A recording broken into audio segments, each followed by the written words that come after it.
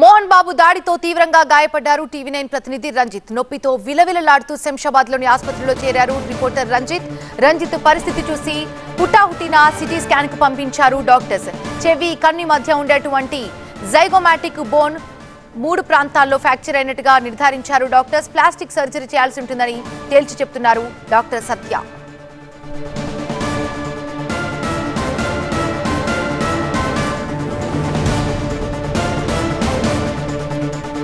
మోహన్ బాబు దాడితో తీవ్రంగా గాయపడ్డారు. TV nine reporter Ranjith. నొప్పితో విలవిలలాడుతూ శంషాబాద్లోని ఆసుపత్రిలో చేరారు రిపోర్టర్ రంజిత్ పరిస్థితి చూసి హుటాహుటిన సిటీ స్కాన్ కి పంపించారు డాక్టర్స్. చెవి కన్ను మధ్య ఉండేటువంటి zygomatic bone 3 levels of fracture అయినట్టుగా నిర్ధారించారు డాక్టర్స్. ప్లాస్టిక్ సర్జరీ చేయాల్సి ఉంటుందని డాక్టర్లు తేల్చి చెప్తున్నారు.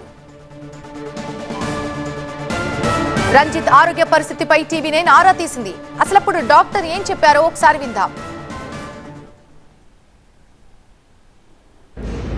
సార్ లెఫ్ట్ సైడ్ దవడ మీద అంటే ఈ చీక్ ఏరియాలో ఇంజురీ అయింది.